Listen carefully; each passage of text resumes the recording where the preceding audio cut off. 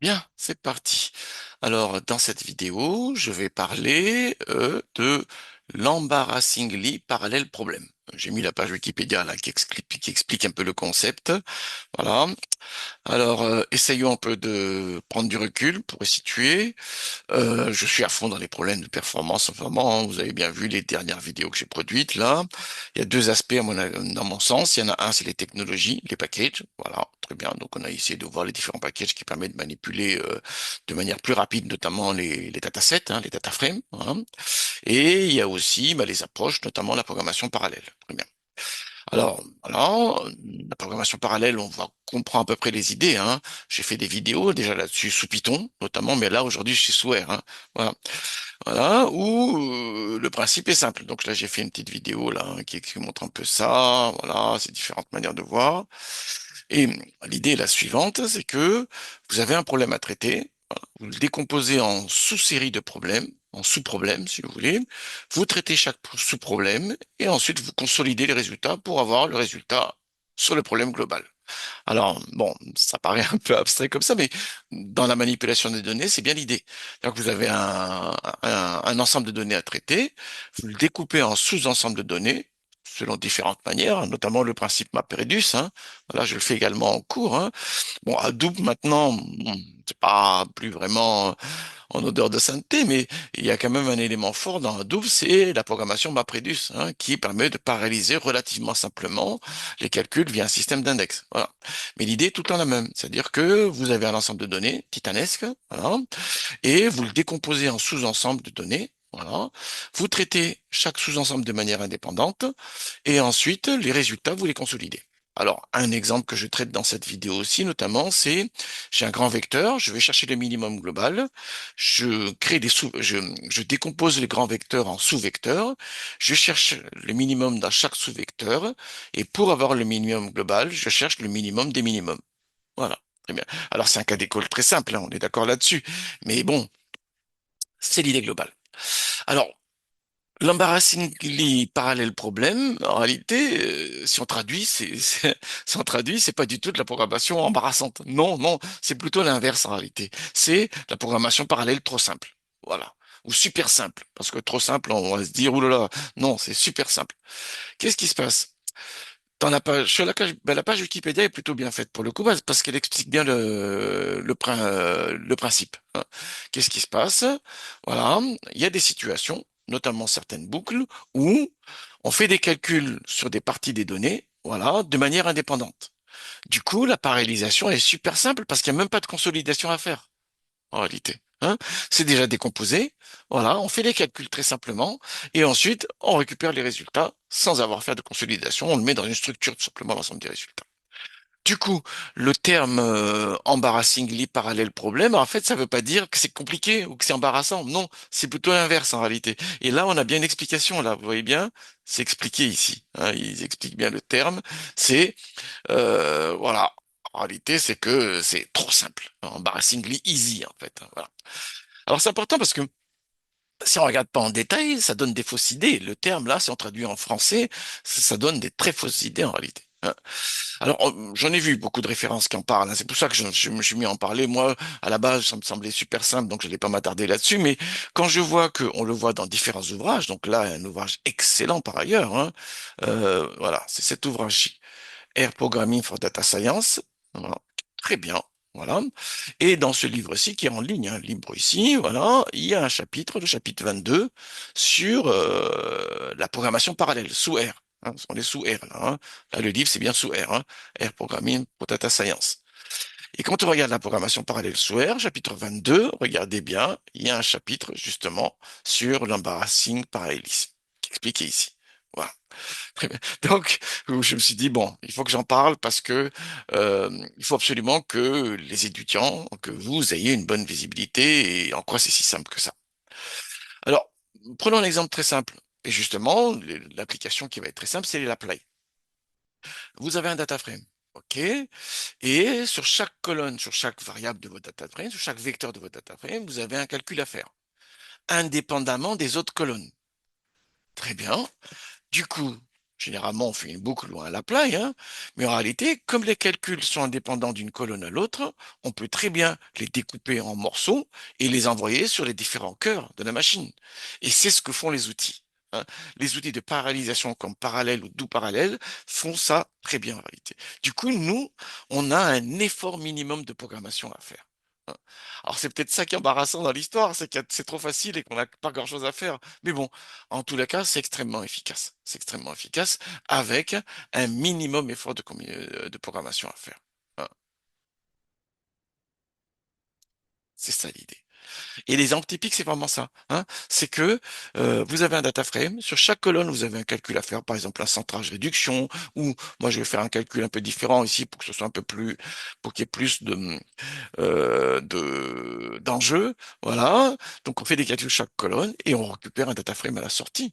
Voilà. Donc les calculs sur chacune colonne a été faite de manière indépendante des autres colonnes.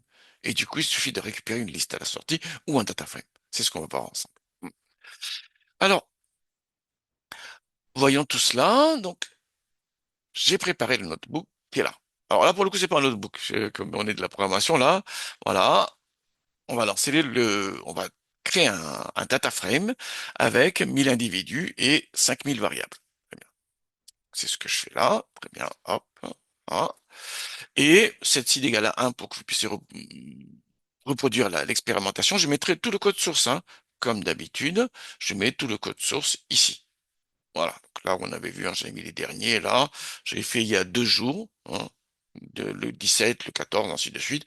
À chaque fois, bon, il me faut un peu de temps parce qu'il faut que je m'organise, mais normalement, je les mets là. Voilà. Donc, une fois que c'est bon, je mets le setseed 1 et je crée le data frame à partir d'un générateur de nombres aléatoires, rnorm, voilà, qui génère des lois normales. OK. Très bien. Il a créé lui-même les noms des variables. Il a créé les variables ici, à x1 jusqu'à x5000. Ouais, très bien. Donc, il n'y a pas de souci là-dessus. Et si je fais dim df, voilà, on a bien 1000 lignes et 5000 colonnes. OK. Qu'est-ce que je veux? Sur chacune colonne, je veux appliquer une fonction de transformation. Voilà. Qu'est-ce qui se passe? Je calcule les quantiles sur chacune des colonnes, les quartiles sur chacune des colonnes, hein, indépendamment des autres. Voilà. Et ensuite, je remplace les valeurs de la colonne par le quartile le plus proche. Alors, bon, pourquoi pas, hein, pourquoi pas, hein. C'est un exemple d'école. C'est mon exemple d'école, mais il y a un calcul relativement. Alors là, j'ai fait un supply ici, mais j'aurais pu faire aussi une fonction vectorisée, hein, avec Vectorize. Ça marche très bien également, hein. De toute manière, j'ai testé les deux, et Vectorize est aussi rapide que Supply dans ce contexte-ci, puisque Supply fait de la vectorisation, en fait. Très bien. Mais bon, je voulais pas vous embrouiller avec ça, c'est pas le message. Le message, c'est la parallélisation, hein, dans une boucle. Donc, du coup, j'ai fait au plus simple ici. Voilà. Et du coup, à la sortie, hein, ici, de la fonction, je prends un vecteur d'entrée, un vecteur numérique avec plein de valeurs, et à la sortie, j'ai un vecteur numérique également où chaque valeur a été remplacée par son quartile le plus proche. Voilà, simple que ça. Donc, du coup, il n'y en a que 3 valeurs possibles, hein, pour chacune des colonnes. OK. Alors, il y a plusieurs solutions. Une première solution, c'est de faire avec une boucle. Alors, ça, c'est très important parce que les boucles avant, sous R, c'était juste interdit, hein. C'était juste interdit. Vous rentrez dans une boucle for, là, c'est juste impossible en réalité, hein. Quand j'ai commencé à manipuler R de manière relativement... enfin, quand j'ai fait cours, en fait, avec R en 2006, je disais aux étudiants, lancez-vous dans une boucle et c'est mort. Pas de boucle. Dans mon support, c'était écrit pas de boucle, hein. Alors, bon, ouais, parce qu'à l'époque, quand vous faites une boucle, c'est juste impossible en réalité. Alors, c'est un peu changé. Pourquoi? Parce que R a beaucoup été optimisé. Notamment, maintenant, il fait une just-in-time. Pas de la compilation binaire, mais en tous les cas, il crée un bytecode qui l'exécute après avec un runtime. Voilà. Et en termes de performance, il a méchamment évolué. Vraiment, vraiment. Enfin, spectaculairement, parce que méchamment, on va croire. Non, spectaculaire, drastiquement évolué. Voilà. Donc, qu'est-ce que j'ai fait ici? Je crée une liste vide, voilà. Ensuite, je fais une boucle sur chacune colonne du data frame, voilà. Et je crée ici, je rajoute un item à chaque fois avec la transformation de la colonne correspondante. Très bien. Et je renvoie, donc là, j'ai une liste, hein, qui est remplie des colonnes et je renvoie sous forme de data frame. Voilà, c'est ce que je fais ici. Alors ça, Déjà faire une boucle sous R, il y a longtemps, c'était vraiment pas une bonne idée. Maintenant, bah, c'en est une. Et l'autre élément important également, c'est que je crée une liste et que je crée une structure qui ressemble à un vecteur. Une liste, c'est un vecteur de pointeur, voilà, et que je rajoute au fur et à mesure un item, c'est-à-dire qu'il faut qu'il réorganise dans la mémoire. Ben là, c'était criminel. Il y a des années, il y a quelques années, c'était criminel. Ben là également, R le gère très bien maintenant. Donc voilà ma petite fonction hein, qui applique au data frame. Rappelez-vous, hein, 1000 lignes et 5000 colonnes. Je lance ici. Voilà. Et on va mesurer les temps de calcul, hein. Donc, je récupère le résultat et je vais calculer la somme de chaque colonne. Pourquoi? Parce que je vais faire d'autres solutions. Il faut qu'on vérifie que les calculs sont corrects, hein. C'est extrêmement important. Voilà. Ça a pris 9 secondes. Alors, normalement, ça prend 8 secondes en réalité. Mais là, comme je fais autre chose en même temps, et j'enregistre avec mon Zoom ici qui enregistre ce que je suis en train de faire. Bon, ça traîne un peu. Mais bon, l'essentiel, c'est que, voilà, on a un temps de référence. Voilà. J'ai calculé la somme de chacune des colonnes pour vérifier les autres résultats par la suite. Il faut absolument qu'on ait des résultats cohérents, hein. C'est pas parce qu'on paralyse les calculs que les résultats doivent pas être cohérents, hein. On doit avoir les mêmes résultats. Le seul gain qu'on a, c'est le temps de calcul.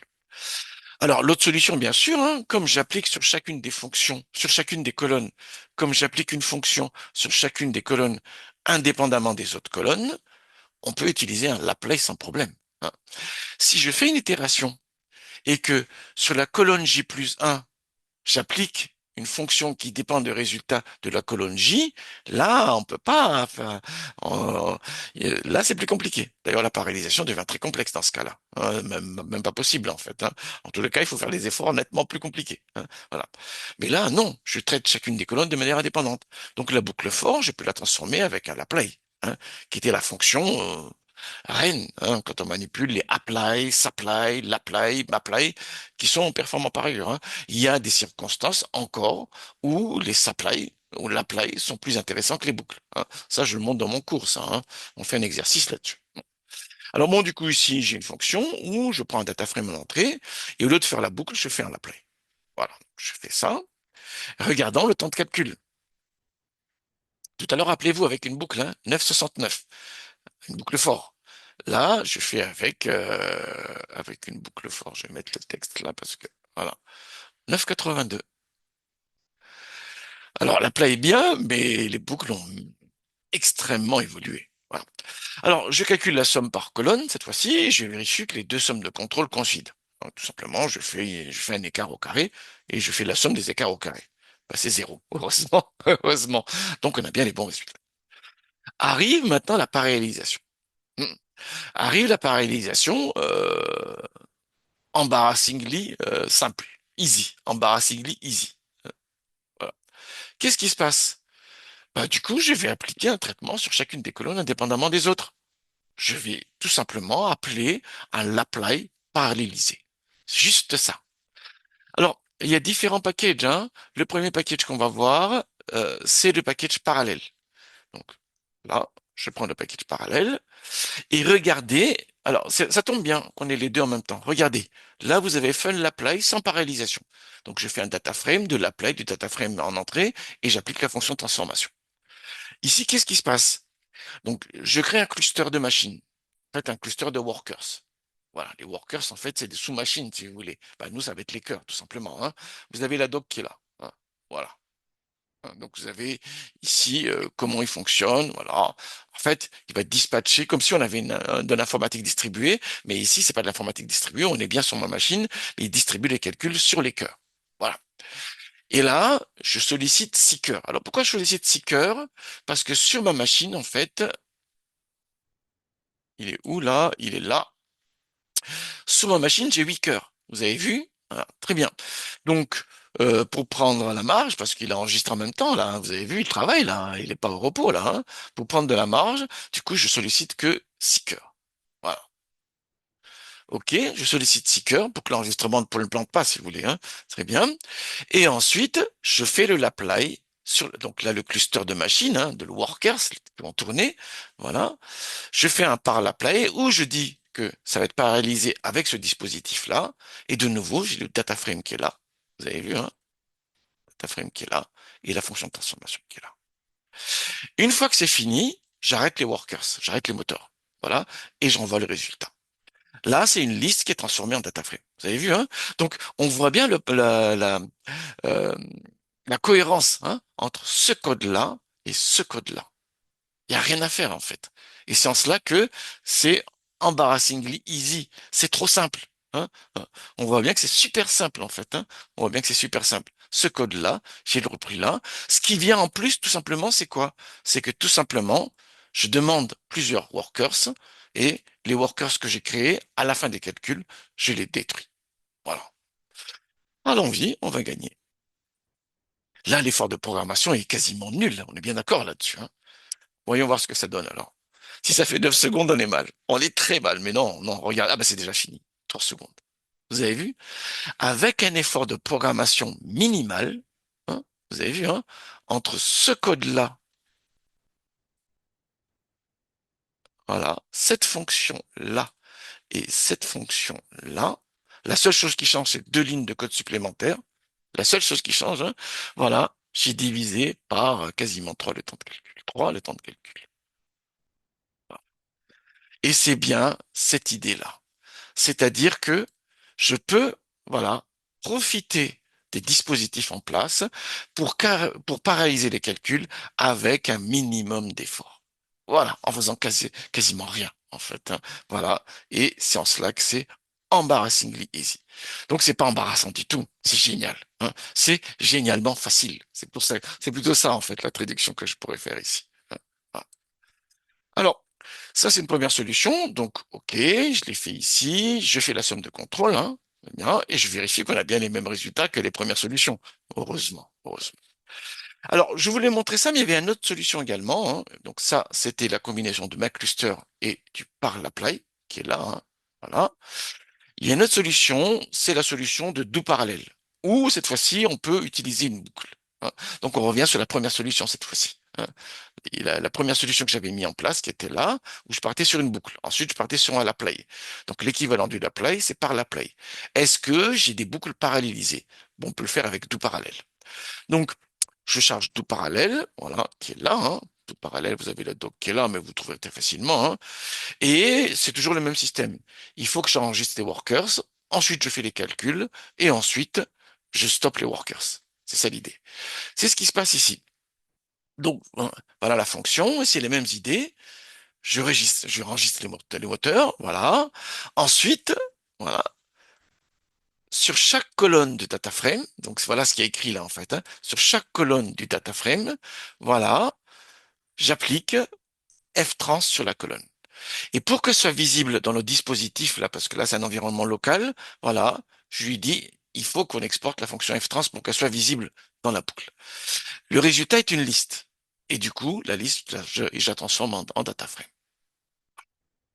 Là, pour le coup, c'est plus simplifié en réalité. C'est plus simplifié que de créer une liste vide et d'ajouter au fur et à mesure.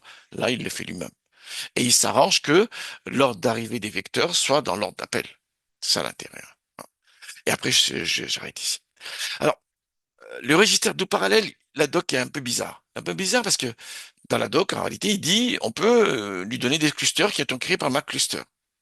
Bon, très bien. Donc j'ai essayé de faire. Donc il dit si c'est pas spécifié, sous Windows, on a three workers. On a trois workers. Ah bon? Ok également. Donc, du coup, j'ai essayé les différentes solutions. Donc, j'ai fait par défaut, comme j'ai mis dans mon code que vous voyez là, derrière, voilà. Et j'en ai essayé un où j'ai créé un cluster avec 6 cœurs. Avec un cluster avec 6 cœurs, je m'attendais à avoir les mêmes résultats que parallèle l'apply, hein, que par l'apply. Eh ben non. Voilà. Du coup, je suis allé sur une autre solution, voilà. Et là, j'ai utilisé Corse ici. Mais bon, le résultat est différent. Est décevant, enfin décevant. Il est moins bon que par l'apply. Il est meilleur que sans parallélisation, mais il est moins bon que par l'apply. Bon, j'ai essayé, mais bon, je voulais pas m'attarder là-dessus parce que c'est pas le message. Le message était de dire qu'on peut paralyser très simplement par la clé d'outil à disposition. Alors, on va le faire ici, hein. Donc, du coup, le code, il est là, hein. J'ai fait un résultat tout parallèle avec Seeker. Ensuite, j'ai fait un for each pour faire la boucle for, tout simplement. Je supprime, je stoppe les cœurs et je renvoie le résultat qui est une liste sous forme de data frame. Voilà. Et ensuite, je lance les calculs. Alors, ben voilà, on va voir les résultats là, mais ça arrive relativement rapidement. Voilà, 5,08, hein. Donc c'est meilleur que sans parallélisation, mais c'est moins bon que parallèle, hein. Do parallèle, la combinaison de do parallèle et for each semble moins bon que parallèle. Alors, je dis semble parce qu'il y a des paramétrages ici que je me suis pas attardé. C'est à vous de voir ça. On peut créer avec MakeCluster les moteurs, voilà, c'est ce qu'il dit là, et ensuite les envoyer à un registre de parallèle. Bon, pourquoi pas, ou même pas utiliser registre de parallèle en fait. C'est possible également. Bon, je sais pas. Moi, voilà, je vous montre. Ensuite, à vous de chercher la meilleure solution. Moi, je m'attends à ce que vous fassiez les différentes solutions et que dans votre présentation, vous me disiez, vous me dites, là, on a essayé cette solution, voilà les résultats. Là, on a pris cette solution, voilà les résultats avec les critères de comparaison en termes de rapidité, en termes de facilité d'utilisation, en termes de facilité d'implémentation, ainsi de suite. Voilà. Donc, c'est à vous de voir ça. Mais bon, on voit bien en tous les cas que avec un effort minimum de modification de notre code, on est passé de 9 secondes jusqu'à 3 secondes 3. Et même avec la solution qui semble pas, voilà, on est quand même à 5,08. Ça, c'est intéressant. Ça, c'est très intéressant. Voilà. Donc, voyez bien cette notion-là, cette notion d'embarrassingly parallèle. Vous avez de la documentation en ligne. Regardez, il y a des livres très intéressants. Et à chaque fois que vous allez faire soit une boucle, soit un l'apply, soit même un supply, d'ailleurs, parce qu'il y a un par supply aussi, Il y a un par supply, voilà. Il y a un par supply, voilà. À chaque fois que vous êtes tenté de faire soit une boucle, soit un apply, soit un supply, regardez s'il n'y a pas la possibilité de passer par un par l'apply, par supply ou une boucle for each. C'est à vous de voir. Allez, bah, excellent travail à tous.